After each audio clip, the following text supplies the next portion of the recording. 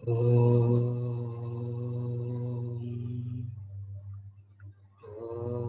सहना भवतु सहनौ भुनक्तु सह वीर्यङ्करवावहै तेजस्विनावधीतमस्तु मा विद्विषावहै। ॐ शान्ति शान्ति शान्ति।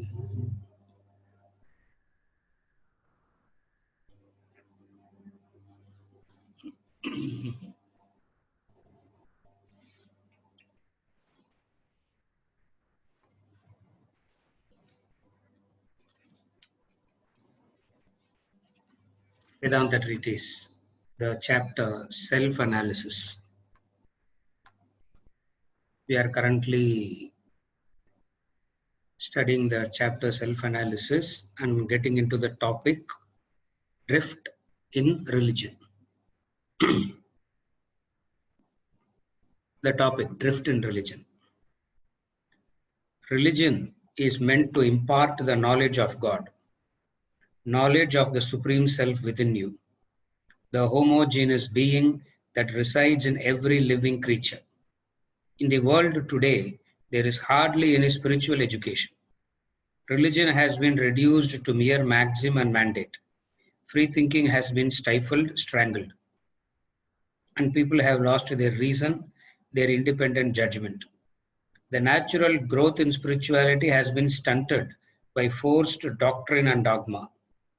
The well-meaning custodians of religion have turned the masses into spiritual pygmies. There is a heartless, unnatural practice in plant culture known as bonsai. Bonsai are miniaturized trees. 300-year-old cedars and pines have been kept dwarfed as onion plants. This is done by cutting their inner rootlets. When the roots are not allowed to strike deep into the soil, the trees cannot shoot high into the air. Likewise, when you do not penetrate deep into the core of your personality, you remain spiritually dwarfed. This is the present trend in religion. People all over the world allow themselves to be influenced by views and opinions of others. They accept religious teachings blindly. Few get to the merit of religion. If religion is to purify and bring about human evolution, it has to be inquired into, judged, and accepted on its own merit, not on authority. Your approach to religion should be to get to the depth of knowledge therein. Examine it per se. Judge it on its own merit. Do not accept anything because it was laid down by sages and saints. If you adopt their declarations mechanically, you flout the fundamental principles of religion. You miss the spirit of religion. You would do well to take up religion as you would science or mathematics. Study its subject matter carefully, reflect upon it over and over again, understand it thoroughly, apply the knowledge gained in your practical life. The knowledge thus tested becomes your own. Religion today is far from reaching its objective. There is an inversion of a natural order. The self is being made a slave to the ghosts of old book. Well-meaning preceptors have wasted their time torturing old text to squeeze out the truth which was a matter of their personal experience. Others try to force their own meaning from those lifeless words. There are religious practitioners who swear by Bhashyas, commentaries, which are more complicated than the original texts. They place the study of language and text higher than the truths therein, and merely stuff the mind with authorities and quotations. Consequently, their intellects have stopped functioning. The well-meant efforts have retarded rather than advanced human progress towards God realization. Therefore, you must approach religion with your head and heart. Be free to think. Use reason to arrive at your own conclusion. But the unfortunate trend these days is to boost up the image of a personality. And thoughtless people rely on his authority, take matters too much on trust. They depend on outside forces to do their thinking. Thus, let themselves be hypnotized by others' views and opinions. This is spiritual suicide, the bane of all religion. The enlightened souls attained the supreme state by their own efforts. So must you. You may take guidance from spiritual masters, but not enslave yourself. The religious leaders in the world have virtually destroyed the growth of spirituality, especially among the youth, by forcing their own religious beliefs indiscriminately upon the masses and insisting they observe obsolete codes of conduct. Do not let yourself be influenced by their imperative commandments. Rise above such unnatural influence. Strive hard on your own to get to the spirit of religion and gain the sane knowledge of the living present, rather than burying yourself in the dead past. What he is saying here is to do the self-analysis. The help comes from the religion, the scriptures. It is the scriptures, it is the religious books, it is the religious texts, the teacher that helps you to do the self-analysis, which is the starting point of religion. Or ideally, it should be the starting point of religion. Instead of self-analysis and gaining knowledge in this manner, what does people do? Which is what he calls as the drift in religion. The topic is entitled Drift in Religion. Now, what is the drift? Drifted from the purpose, the methodology of learning into a mere submission to an authority, glorifying the authority and surrendering the thinking to that authority. Now what he says is, you do not surrender your thinking. You do not stop your thinking. You do not surrender your thinking. You still continue to do your thinking. You still continue to do your analysis, whatever be it. Not to sell your personality.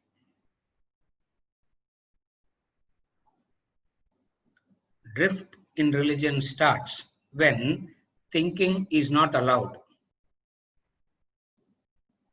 Where thinking is promoted, the fundamentals of religion is followed. This is the difference. Where thinking is not allowed, where thinking is stifled, thinking is not allowed, thinking is stifled means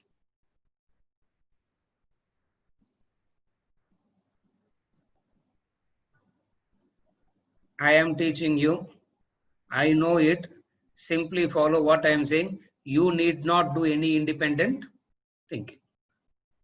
This is the drift in religion. You need not do any thinking at all. I have done all the work. Simply follow what I ask you to do. This, he says, is the drift in religion. To stifle the thinking, what they do is either emotionally they become a slave to a personality, keep glorifying the personality and stop thinking, or in the name of thinking, they just go into the words and go into elaborate explanations of the words and miss the spirit. What he calls as the bhashyas, the commentaries. Same idea in the Bhajagovindam, the very first verse of Bhajagovindam, this is the idea he conveys. Nahi nahi rakshati dukran karne. Don't waste your time in merely studying the words of the scriptures. Don't be satisfied, don't be contented in merely knowing the words of the scriptures. Most of the people know the words, know the language, they elaborate the language, they by heart the verses, they can quote from various authorities, which makes them to take the stance that they are an authority, which makes them to believe that they are an authority. And that person says, you need not do any thinking, simply follow what I ask you to do. This is stifling the intellect. How does the emotions are stifled? By making you submit to the authority in an emotional manner. By submit to an authority in an emotional way. So either way, the drift in religion is what? Emotionally, you are made a slave. Intellectually, you are not allowed to think. Then what are you asked to do? Maxims and mandates, do's and don'ts. Do this, do not do this. Do this, do not do this. And if you turn back and ask why I shouldn't do this or why I should do this, the answer is, I am the authority. I am saying, therefore you have to. You follow the fallacy. Maxims and mandates are given, and when you turn back and ask why should I do or why should I not do? I have given this example quite a few times in the classes. One man had the courage to ask, why should I not steal? It is taken for granted that it is taken for granted that you should not steal. No. It is taken for granted. Nobody thinks or nobody questions. One man had the courage to ask this question, why should I not steal? He became Swami Vivekananda. He asked this question, why should I not steal? Because he wanted to study under Ramakrishna Paramahamsa, the Guru. He went to Ramakrishna Paramahamsa. Ramakrishna Paramahamsa said, he said, you have a lot of loans to be repaid. Vivekananda said, yes, repay the loans and come, then I will accept you as a student.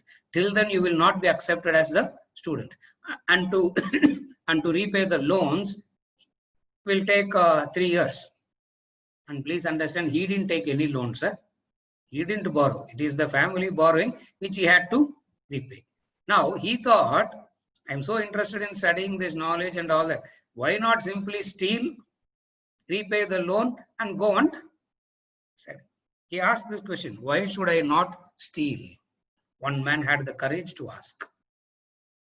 And then he came to the conclusion, whatsoever analysis he did, he came to the conclusion that therefore I will not steal.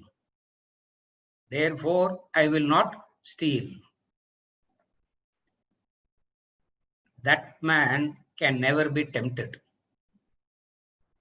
That man will never get tempted. That man will know what inner strength is. That man knows what religion is. Rest, talk about stealing as a bad thing. As Churchill said, every man has a price, he said.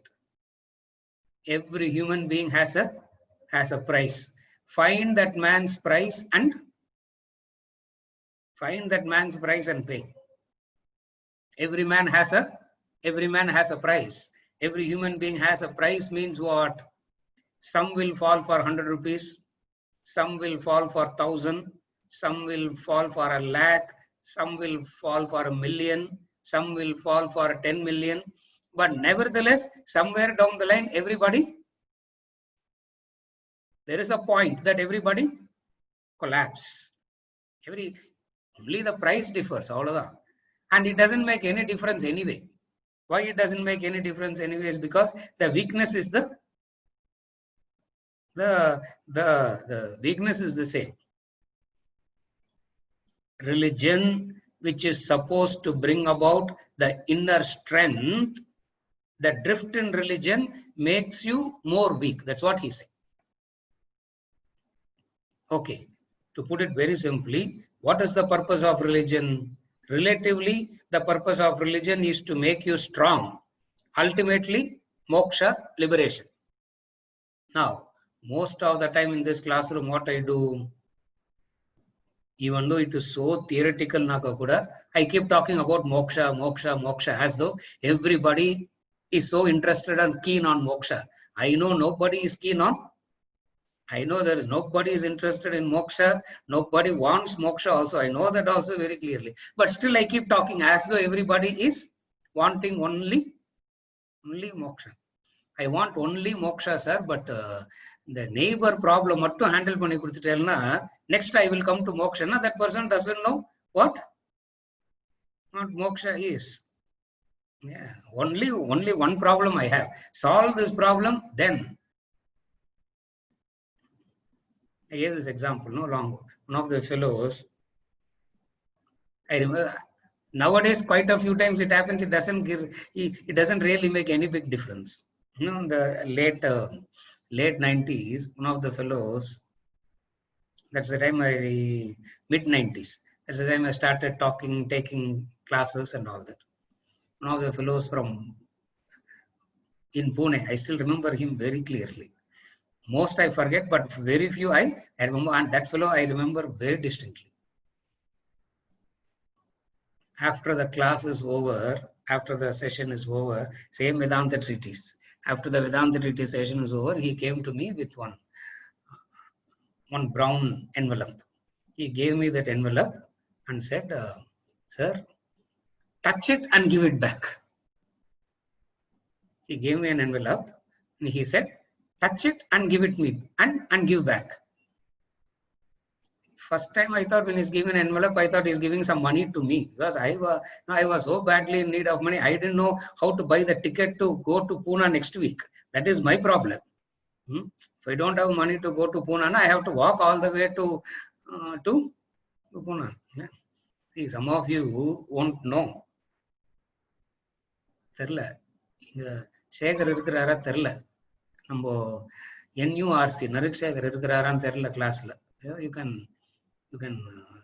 he was the only man who's a witness to that. 99 98 99 when I started the first innings in Chennai, I used to live in Krompet. Nardagana Sabha is the class. Alwarpet Nardagana Sabha is the class. So many people used to attend the class. Nobody knew how I used to come to the class. Nobody knew. Only Shekhar found it one day. That too by mistake. Shekhar irukkirar. I can see his name. Shekhar found it by mistake on the road one day. Adu kuda road la paatharu. For the class that starts with 6:45, I have to leave home at 2:30 in the afternoon. And I have to walk all the way from Krompet to here, finish the class and go back. For I have money only to take the return journey.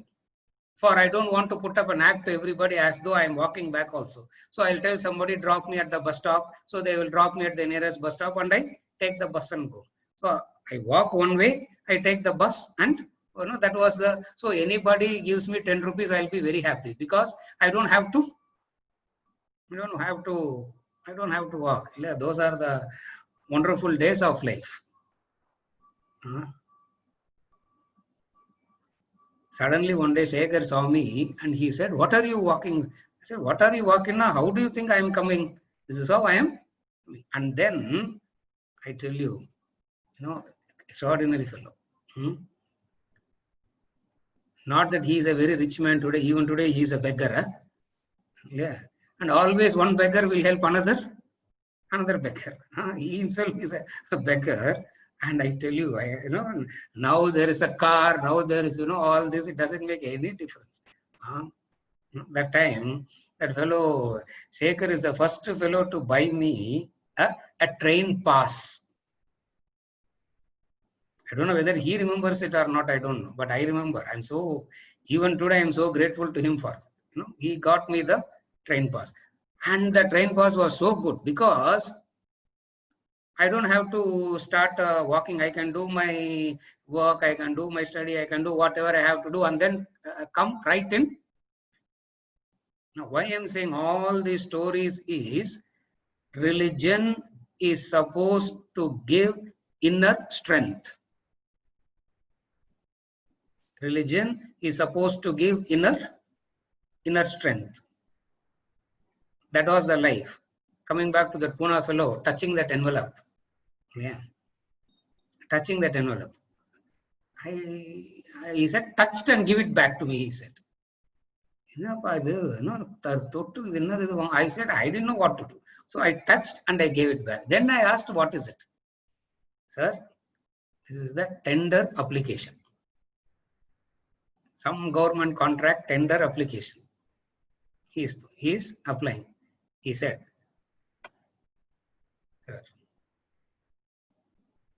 once I get this tender in my favor, that's it. After this, I need not bother about anything. From Pune to the academy is so close. He's still not yet come to the academy. Yeah? And the tender workout all. So he's still, I don't know to who all is going and giving envelopes and say, touch, touch, touch. Religion is not to make you weak. Religion is not to make you superstitious. Religion is not to make you believe, is not to make you weak as a person. Religion is supposed to make you internally strong, relatively, in the absolute sense. In the in the absolute sense, it is moksha, liberation. In the relative sense, it is inner strength. Absolutely, it is moksha, liberation. Now,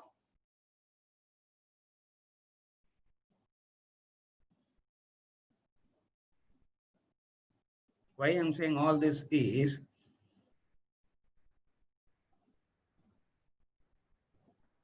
Churchill said, every man has a price. Poor Churchill, he has not met any spiritual person. If he had met any spiritual person, he would have rephrased it. Minus spiritual education, every man has a price, because there are people who you can't buy with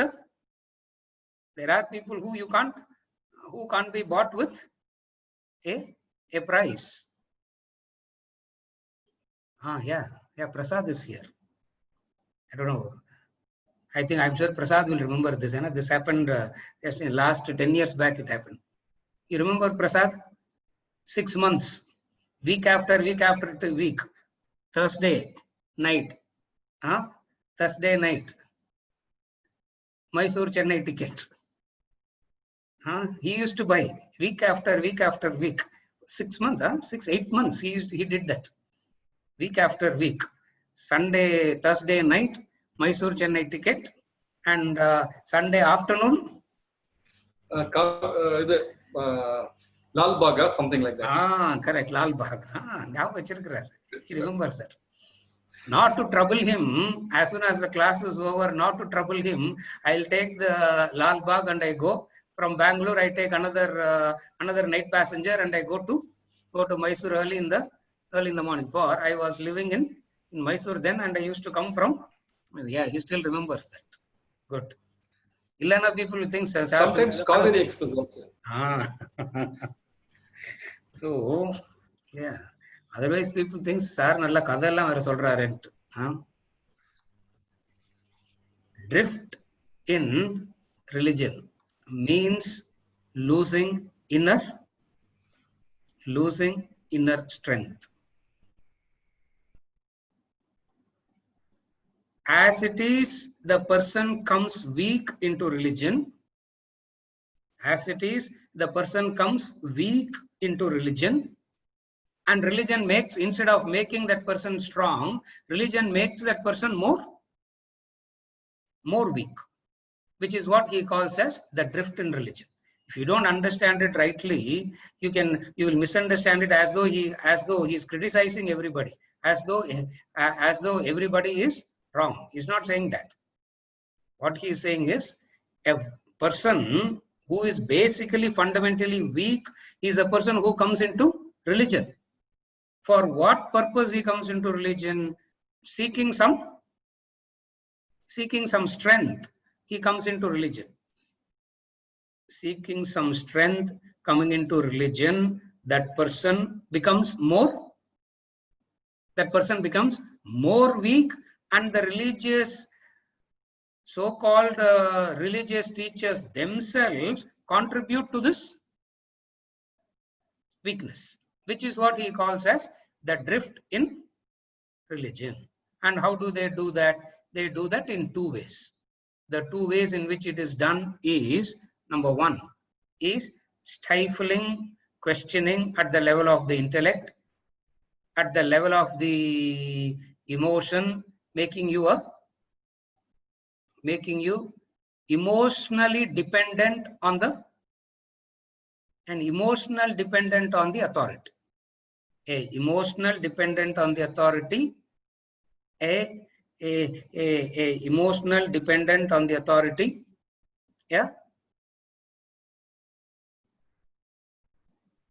emotional dependent on the authority means a blind belief, a fanatic attachment to the personality, where the personality is worshipped more.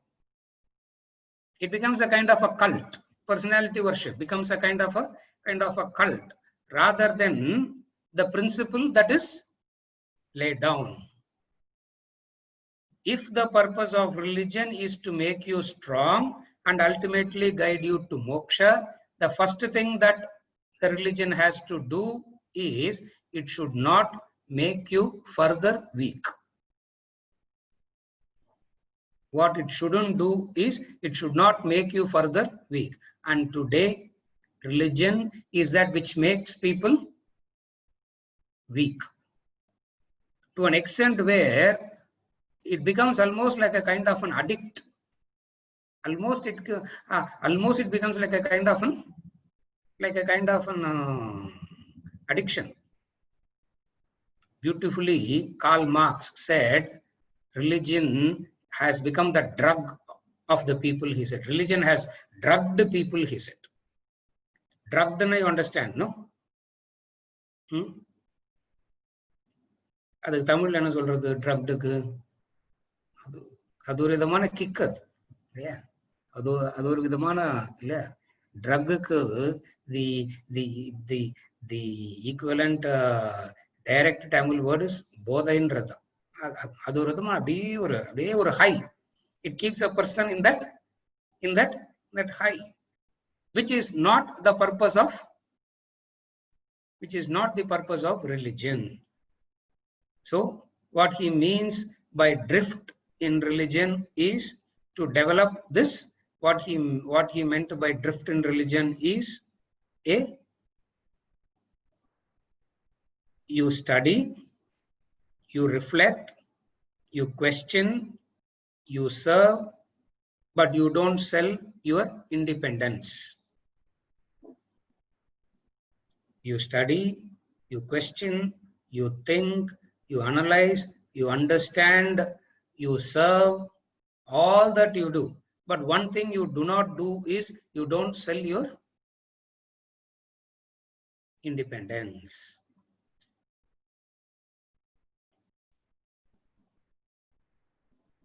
Remember the fundamental difference. One is the other person brainwashing you to become dependent. Other is you willingly become a shishya. Understand the difference between the two. One is you willingly become a shishya. Opposite of that is the other kinds of brainwashes you to. The other kinds of brainwashes you to turn into a slave. He is saying, you willingly become a Shishya, that is the right way to do. That is the right way. But you ought not to be. You don't allow yourself to be brainwashed. Stifling your, brainwashed means stifling your thinking. Are you okay till now? Now, what he is saying is, approach religion. Use reason to approach religion. Use reason and logic and thinking to approach. Use reason, logic, thinking to approach religion. A combination of the head and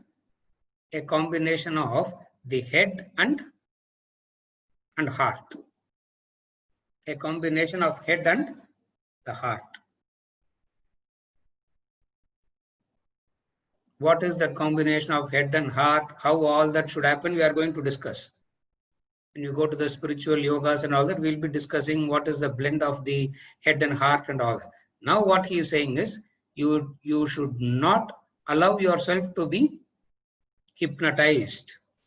You should not allow yourself to be turned into a slave.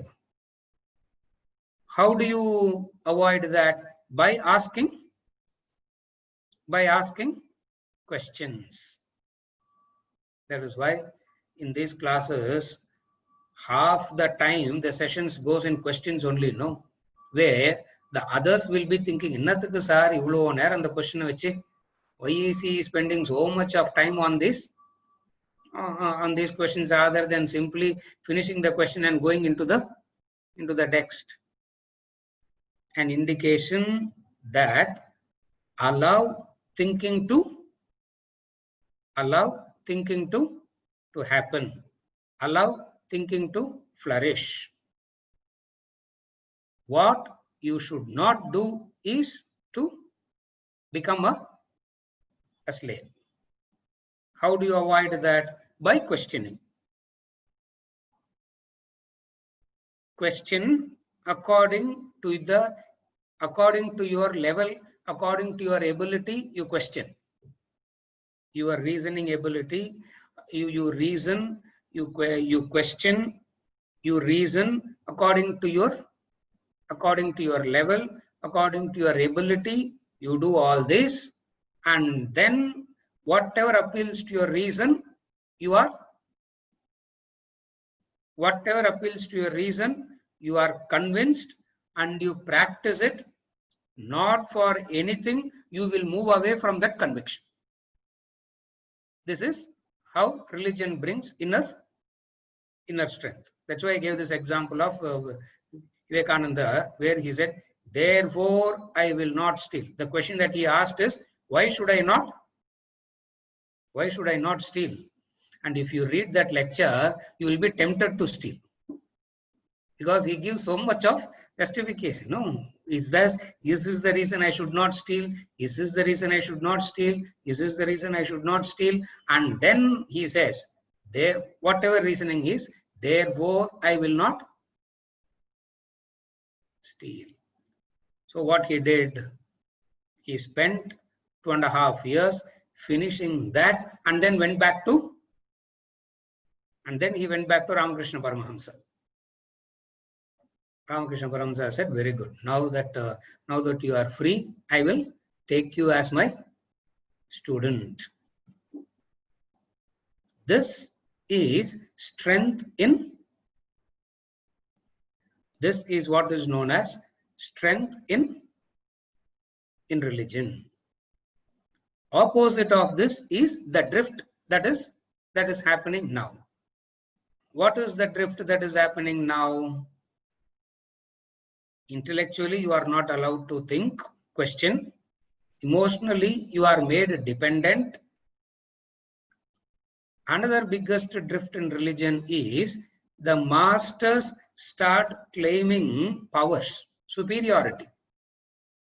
They start claiming by virtue of the spiritual growth, they claim a superiority by virtue of some powers, by virtue of a few things, they claim a superiority and make the person become more.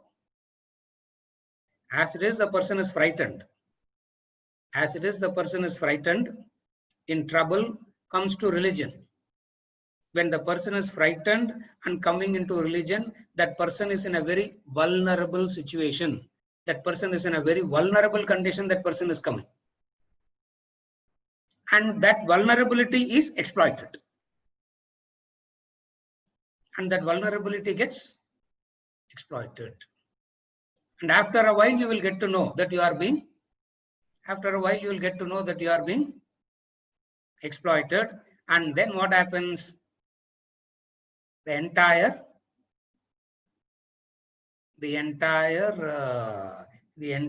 conviction goes away. All the conviction is lost after that. So these are the three ways in which the drift in religion. These are the three ways in which the drift in religion happens. And here Vedanta says, be careful not to get drifted in that way. Not to get drifted in that way.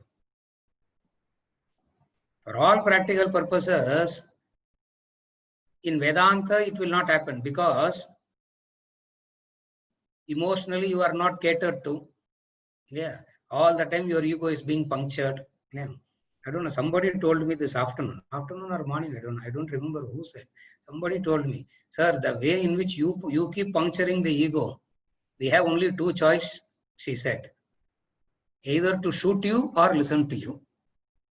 Yeah, she said only two choices we have. Either to shoot you or listen to you. I said, don't exercise the first choice, exercise the second choice, because I have a family. I said, yeah, there is a daughter. Yeah, I have to get her married, and then I have to become a grandfather. I have to take care of the grandchildren. So many things in life I have to do. Yeah, Venkatachalam is doing that in US, now I have to do it in Chennai. No, so I said all that I have to do. Please don't shoot me. Listen to. So in Vedanta, this difficulty wouldn't happen. Why? Because you are allowed to think. The freedom to think and reasoning is given.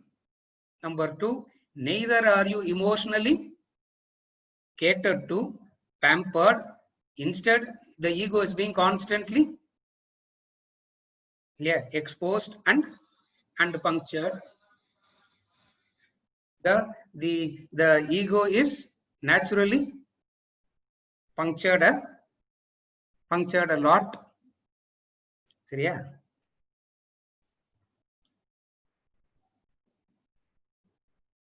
Also, we don't possess any powers also. Yeah. அதுவும் தெரியும் கிளீனா இல்ல. Powers வந்து அவரே எப்படி இருக்க போறாரு, அவரே அவரால் காப்பாத்திக்க முடியல. வாட் பவர் இல்லையா, what powers this fellow will have to protect others when he can't protect himself. So that way you need not worry when it comes to Vedanta. But still, why he is discussing all this is to know how you can get drifted.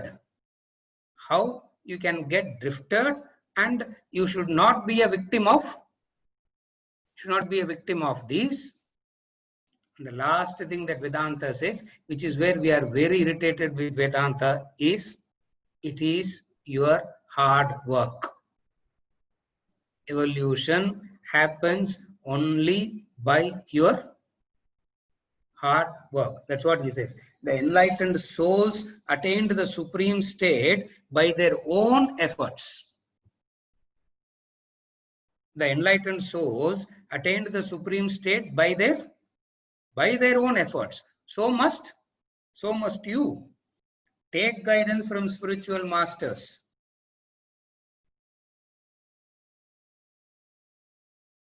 But what you have to do? Strive hard on your own. you need to strive hard on your own. Step number 1 is a preparation to strive hard. Rather than being dependent on external forces, you strive hard. How do you strive hard? Questioning, service, and whatsoever you are convinced, you make an effort to put it into practice and not get tempted to deviate because of situations. The rest of the situations, I am ready to practice Vedanta and all that, sir. Just for this one problem,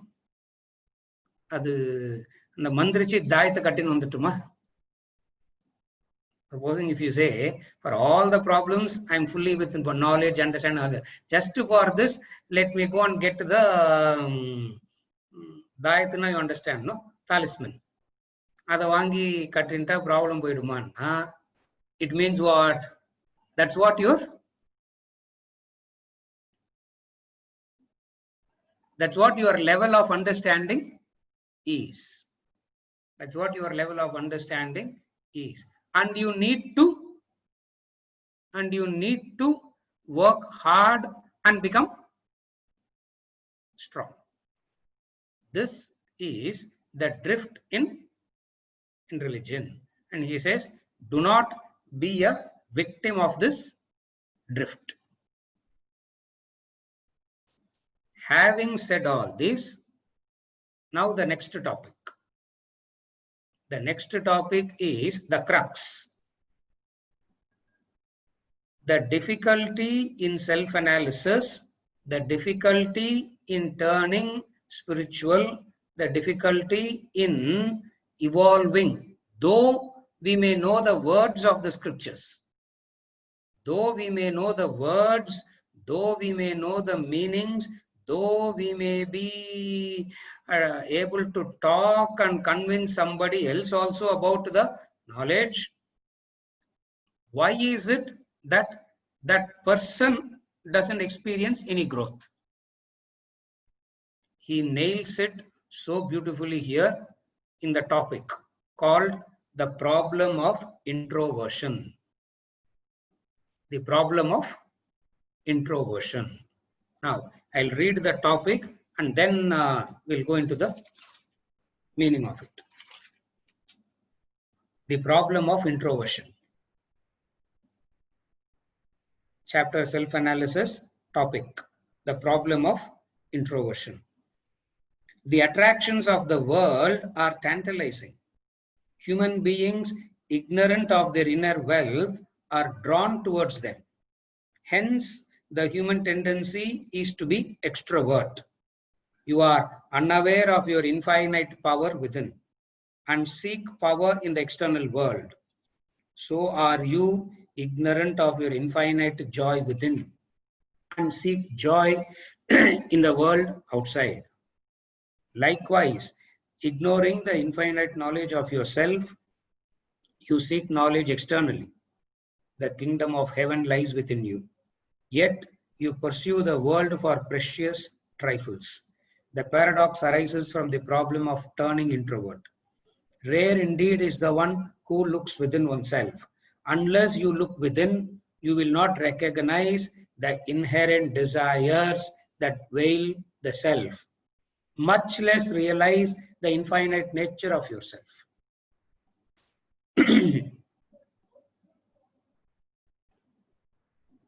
By heart these two sentences. What is the necessity to look within? The necessity to look within is for these two reasons. Number one, unless you look within, you will not recognize the inherent desires that veil the self, much less realize the infinite nature of yourself. How much ever you hear it as a discourse, how much ever you hear it from somebody else externally, it will not be of much. It will not be of much help to you. Why? Because what is covering is the desires that veil the self. Number two is, it is not the desires is covering the self. It is you are that self. Religion is to solve these paradoxes. The purpose of religion is to expose these two things to you. This is the purpose of religion. If these two are not done, religion is not serving its purpose. Today, religion is serving all other purposes except these two. What are the two? Number one, to explain and convince to you that it is your desires that veils the self. Number two is you are that self. The role of religion, the purpose of religion is to help you understand this. Instead, what religion does? Instead, what religion does? It makes you further vulnerable. It makes you further weak. It makes you further dependent. To put it very simply, religion means, he has explained it any number of times very clearly. Religion is completely misunderstood as blind faith, mechanical rituals, superstitious beliefs. Again, mechanical rituals, superstitious beliefs, blind faith. Remove these three, there is no religion at all. Remove these three, there is no religion. And yet, what is the purpose of religion? Why is it that we have to study religion as the most important subject of life? Why is it that we need to study Vedanta as the important aspect of life? Because it teaches you two things. What are the two things? Your desires veils, your desires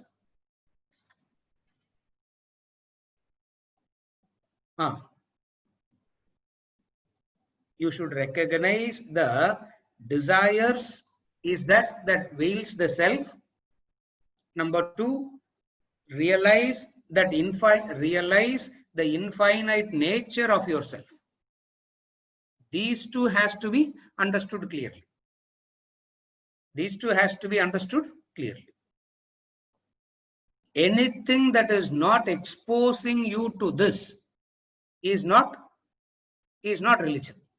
Anything that is not making you recognize this, experience this, is not religion.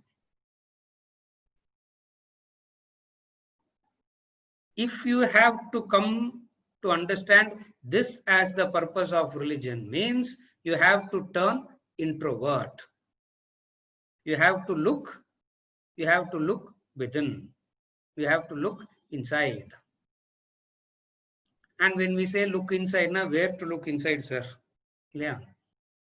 Skin, flesh, bones, nerves, cells, DNA. Where to go? After that, you don't know. After this, you don't know where to go. Now, what is looking within means? Connected to the previous lesson, human composition. There is the gross body, there is the subtle body, there is the causal body. There are these 5 koshas: Annamaya kosha, Pranamaya kosha, Manomaya kosha, Vijnanamaya kosha, Anandamaya kosha. These are all the inner layers. These are all your personality. beyond all this lies your true nature. Beyond all this lies your essential nature. And that essential nature is covered by the desires. And that essential nature is covered by desires. And by fulfilling those desires, the layers will never be, the layer will not remove by fulfilling the desires. Desires is that is covering up. By fulfilling it, it is not going to uncover. In fact, more and more you fulfill, more and more the covering becomes stronger and stronger, thicker and thicker. Yeah. One blanket badala 10 blanket. 10 blanket another 100 blankets. Yeah. It's covered and covered and covered. What is the opposite of it? Like Ramakrishna Paramahansa says, it's like peeling onions. Introversion is nothing but peeling onions. You peel the first layer, and then you peel the second layer, and then you peel the third layer, and then you peel the fourth layer, and then you peel the fifth layer. Ullukulla emptiness kadayadu. Ullukulla, what remains when all is peeled off is the self. That's why he says it's like the koshas. It's like the covering. You peel it off. Annamaya kosha. I have nothing to do with this Annamaya kosha. It's peeled off. Pranamaya kosha. Breathe in, breathe out, breathe in, breathe out. So what if I breathe in and breathe out for 100 years? 101st year it is going to 101st year it is going to stop anyway. Feel that. Pranamaya kosha is peeled off. Manomaya kosha peeled off. Vijnanamaya kosha peeled off. Anandamaya kosha peeled off. This is what is known as introversion. This is what is known as becoming introvert.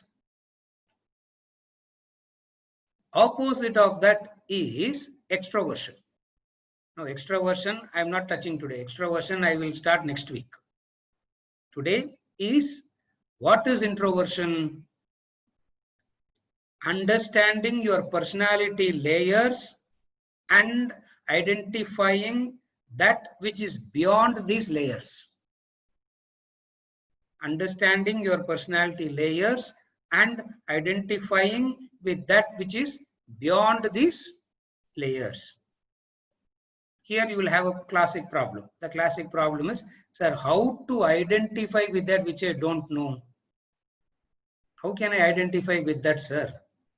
That I don't know. Don't worry. Even if you can't identify, even if you can't go to the second layer, it's okay. If you have mastered the first layer, mastering that first layer itself will give you the vision to go to the second layer. There is the second layer. Right now, you just have to understand that there are these two layers. But to actually recognize the second layer, you have to master the first layer. And when you master the first layer, mastering that first layer will give you the vision to go, deeper into the second layer. So what is mastering the first layer? Recognizing that the desires veil the self. Whose desires? Whose desires? Huh?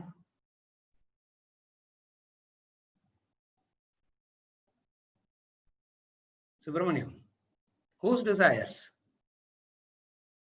My own desires. One's own desires. One's own desires is that which is covering as the introversion. That is what introversion is all about. What is introversion? Recognizing and understanding that it is your own desires that is veiling the self.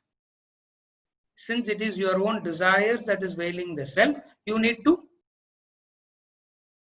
remove the covering. You can't say, I will keep the veil, I will keep the covering, but you make me see. No.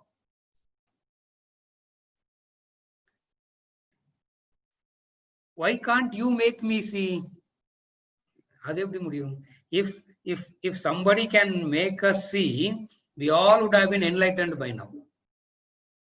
Because the compassion of the enlightened master, the love and affection of the enlightened master is so high that we have no clue to the intensity of it.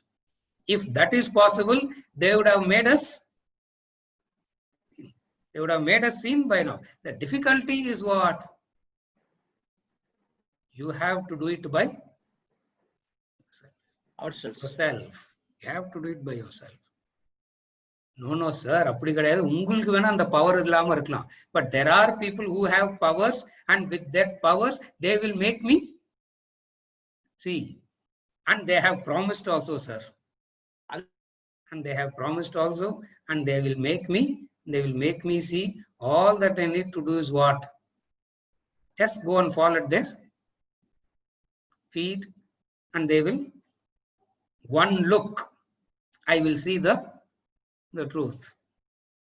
You will come back hallucinating something. As it is, you went inside hallucinating. Now you come out with one more extra hallucination. What is the extra hallucination? I have seen God also. In Pune, I remember, for some appointment we are going. I was taking an auto and going. An auto driver looking at the costume and all that. He said, till this date, I don't know Hindi. Yeah? Till this day, I don't know Hindi. Even though I have lived there for 8 years, 9 years, I have not learnt one word of Hindi. I went into Mysore, Kannada I learnt very fast. Even the African language, I don't know why Hindi. I don't think nobody can be Hindi will not come to me. I don't know why it doesn't come to me. It just doesn't come to me. So that fellow, and me and the auto driver having conversation in Hindi. I tell you, this is the classic. Whenever Swati wants to have fun on me, she'll say, "Appa, say something in Hindi." She will ask me to, read. But the way I read, that is her. We are having, what is the conversation? He is asking me, that Pune auto driver is asking me. German kuda padistana, correct. Prasad, German kuda I learned very fast. But I don't know. Why this heaven Hindi doesn't come to me, I don't know. It's simply not coming. That fellow asked me in Pune, something, what are you doing in the Dressapathiti? What are you doing? I said, Vedanta Academy, 3-year course, Vedanta. I was like, I was in full conversion mode. And I stopped. Yeah. Any person I see on the roadside, I will start talking Vedanta. Oh. That fellow asked me, at the end of the 3rd year, what will you get? Okay, 3 years I study. What will you get at the end of the 3rd year? I said, self-realization. Just to self-realization. I tell you, that fellow, for self-realization, 3 years? I said, oh, I said, you know any other method? Come, there is one lady here in Pune, right outside Pune. I'll take you, I am Mataji's. She showed the picture of that Mataji, 3 days. 3rd day, you will be self-realized. How? I said, I was so genuinely, anything I was ready to do. If anybody says sleep under the train, running train, I would have slept under the train. So I said, how will you know? 2 days you sit there. 3rd day she will come with a peacock feather broom. 3rd day she will come with a broomstick. And that broom, வீட்ல இருக்கிற broomstickல என்ன இருக்கும்? வீட்ல இருக்கிற broomstickல இல்லையா குச்சி, coconut leave தான் அது, தென்னங்குச்சி இருக்கும். Her broomstick is peacock feathers. So abdi she will come. Whoever she touches, know that you are realized. I said, have you gone there? Has she touched you? She has touched me thrice. That is why I am self-realized. I tell you, that auto driver, the conviction with which he said, I am self-realized, I almost prostrated to him mentally. He said, it is okay, but still, what a conviction to say that. Realization is hard work. You can't get it by peacock. You can't get it by somebody's certification.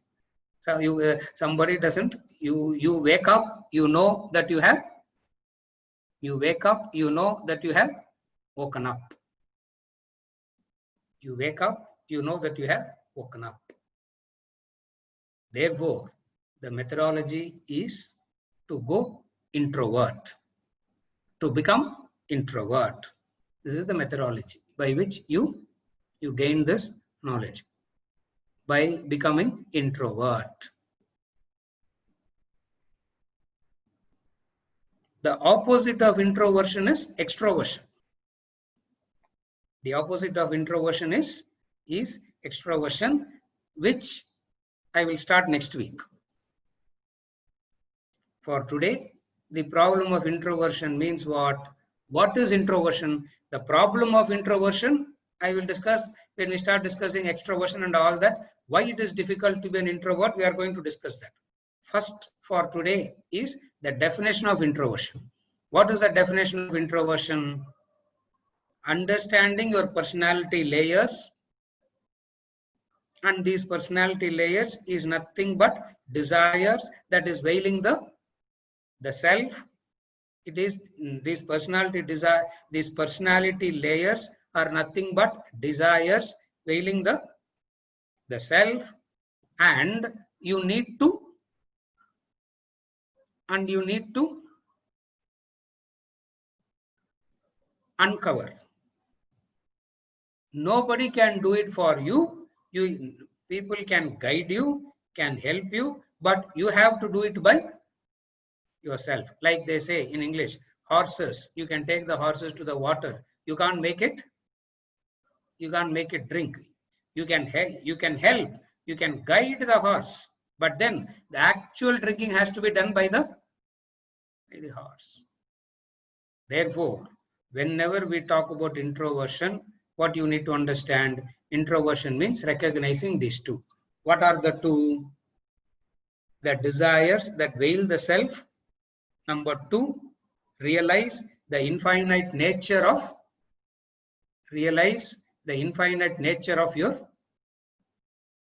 of yourself. Is it okay? With this, there is a clarification. I take up that clarification and I conclude for today. Venkatachalam. Isn't the purpose of religion to help the society to follow a life based on dharma, social order towards peace and harmony, which has, however, degenerated into rituals and superstitions? Correct. Venkatachalam. The purpose of religion is to turn introvert. You need a conducive environment to turn introvert. The conducive environment to turn introvert is following a life of discipline. What Venkatachalam calls as follow a life of dharma, based on dharma, is nothing but a disciplined life. A disciplined life is conducive to turn introvert. So what religion does, as a primary step to turn introvert, it introduces discipline. Yes.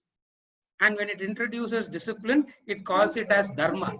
Why it will not call it as discipline, but it will call it as dharma? Because it is that which supports it. It is the dharma that is going to support the introversion. It is the dharma that is going to support the introversion. However, what happened is, you are correct, it degenerated into rituals and superstitions, and the people it degenerated into it, and people started holding on to it mechanically. What we are trying to do here is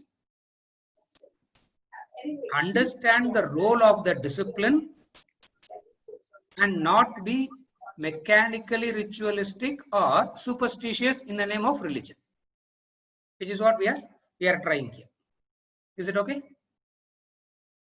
So the dharma becomes a conducive environment. Now these rituals, these superstitions, these do's and don'ts keep changing, and it has to necessarily change, because when the society changes, it has to change. See, when you are a child, I don't know how many times you would have even had a conversation with your father. Yeah. When the father walks in, you get up and go. That's all. You when the father walks in, you get up and go out. Communication will happen through the mother only. No communication will happen. You cannot have a conversation with the father. True. Today, exactly the opposite. No. Today, exactly the opposite. When I walk into the house, after finishing the class, what I'm going to do, kitchen lo poi vessels ella wash panni vekanum avladha. Because my daughter would have finished her dinner, she will say ella wash panni vechidu, I also have to wash. Now I will finish the class 9:45, 10 o'clock, I enter the house. She'll be sitting with her legs stretched, watching television, dried food plate on her lap. The way it is dried, dinner is finished 1 hour back. Looking at the dried plate, dinner is finished 1 hour back. As I'm crossing, she'll say, abde plate the sink la potruppa. I also take the plate and leave it in the sink. Now, it's not that we are all adharmic fathers today. These dharma, these mandates, these do's and don'ts keeps. When the society changes, these dharmas also keep changing, as in the external do's and don'ts. But the principle of discipline and you having to turn introvert will not. That doesn't change. Otherwise, what will happen? We mechanically hold on to this. And if my grandmother is alive today, looking at the way in which my daughter is dressing, every day she will hang herself. Every day she will commit suicide. Looking at the way according to her, according to my grandmother, what she calls as modern dress. According to her, dress means before marriage for girls. Dress means before marriage, half sari. After marriage, full sari. That's all. Today, people don't know what is this thing called half sari. No, Swati doesn't know what half sari is. Even if I tell her, oh, abdiya, now, and according to her, what people call as Punjabi or Chudidar today is modern dress for her. When my sister, till the day my sister got married, she didn't allow her to wear these dresses. Half sari, full sari, half sari, full sari. After married, she went into Hyderabad. 4 months later, my sister and my brother-in-law were visiting us. As soon as my sister entered the house, my grandmother started screaming on top of her voice.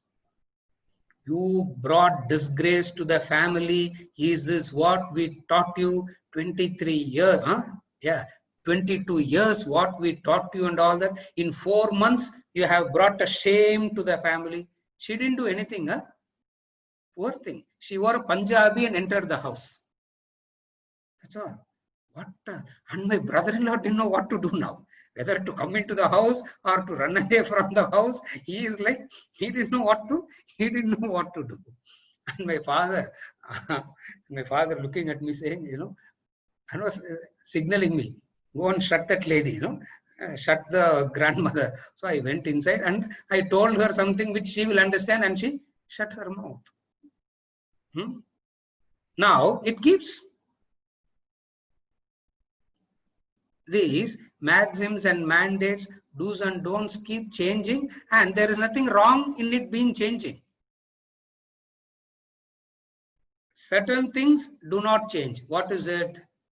The desires that wields the self, the desires is the cause for all the sorrow, pain and suffering. And religion, the purpose of religion is to free you from this suffering, is to free you from this bondage, and the way to become free is to turn introvert, and the conducive environment to turn introvert is to follow some discipline. Without this knowledge, merely telling a person follow the discipline is of no use. That is why the younger generation always rebels. That's why they say you keep your disciplines, you keep all that, we do what we want to do, because we ourselves don't know the connect, we ourselves don't know the purpose. Is it okay? Yeah.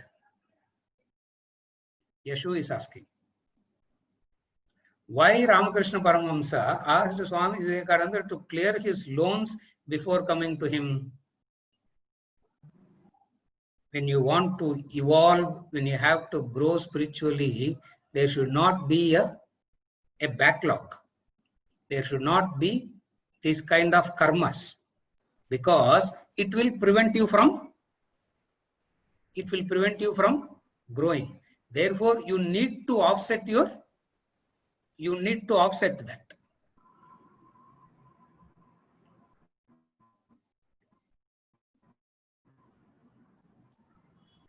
Imagine this. I'm just dramatizing it. Imagine this. Yashu. The person is seriously sitting and studying. Suddenly, two fellows comes and knock at the door and say, loan, interest on interest, and all this is this much, and making a scene in front of the house. What study you can do? You can't. You won't be able to pursue the study with a peace. To pursue the study with peace, you should be free of certain baggage. You should be free of some baggages. You should be free of some weights. Are you able to follow? Therefore, Ramakrishna Paramahamsa said, clear that and first become free and then come. Then we will start. Okay? Yeah. Vijay. Why only a few turn introvert, whereas mostly are extroverts? I have seen my grandfather do Gayatri for 90 years, still he was an extrovert. Power grandfather utrungo. Don't, poor man, don't bring him into the discussion. Why only a few turn introvert, whereas mostly are extroverts? The very mechanical practice of religion itself make them to believe that they are religious, and they won't even know that they are extrovert. Vijay Ramani, this is the problem. Okay. This is the problem with these so-called religious people, is they believe that they are religious already because they have by-hearted a few verses, they know a few words, they are following some rituals, and these knowing the few words and following some rituals itself makes them to believe that they are religious, and they need not do anything further. Okay. Which makes them continue to be an extrovert. You are right. Mostly people are extrovert. Unless you have reasoned out and understood that it is the desire that veils the self, and desire is the devil that is standing in between, you and God, you cannot grow. Are you able to follow? Yes. Yes. So you understand religious practices means reduction of desires. That formula has to be very clear. Religious practices means reduction of desires, not acquiring punya, not doing good. Not doing good, not acquiring punya, not doing rituals. These are all not religions. These are all not religious practices. All this becomes a religious practice only when you do this, the desires must start reducing. Correct. Therefore, Vedanta from the beginning instill this very clearly. Check yourself whether your desires are reducing. Check yourself. Adhik yardstick he is going to give a lot of yardstick in the lesson spiritual courses. When we go to the lesson, the 4 yogas, lot of principles, lot of things are going to be discussed there. So from here, what we need to understand in the context of today's discussion is religious. Any practice will turn religious only when the vision is reduction of desires. Minus the goal of reduction of desires, there is no growth. There is no religious practice at all. Is it okay, Vijay? Religious practice na. Yes. Is it not the individual's responsibility rather blaming the religion?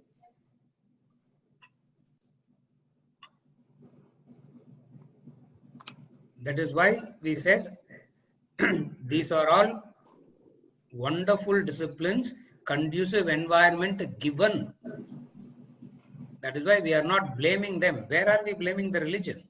Sorry, sorry. Yeah, we are not blaming the religion. We are only saying the person is going there for a wrong purpose. There are people who are marketing it and selling you the wrong thing in the name of religion, and there are people who are buying it also. Both are being analyzed. Okay. There are people who are selling it, and there are people who are buying it. Blind leading the blind is what we are studying. We are not discussing the rituals per se, the dharmas per se. All this, you remember the discussion, Vijay? Means and end. Means to an end. Means and end. And the clarity, you must always have this clarity of the means and the end. Only when you have this clarity of the means and the end, you will not miss it. Otherwise, it will become ulta. A mere ritual. Religion will become the means, fulfillment of desire becomes the end. Are you able to follow what I am saying? Yes. God becomes the means. God is the means to fulfill the desire. Okay. Now, most of the people are extrovert because they use God to the fulfillment of the means. The desires. Desires. Therefore, remember the means and end. All these are essential means as long as the end is very clear. What is the end? Self-realization. Reduction of desires. Step number 1, reduction of desires. Step number 2, liberation. Minus the reduction of desires, you can't straight away go to liberation. Straight away you can't go to liberation also, short circuiting it. Therefore, there are 2 steps. Step number 1, reduction of desires. Step number 2, liberation. Whatever aids you to do these 2 is religious, spiritual activity. Are you okay? Yes. Yeah. Hari. Yeah. Is it okay, Yashu? Did I answer you? Yeah. With this, we conclude for today, and we continue next Wednesday, continuing the discussion of the problem of introversion. Hari Om.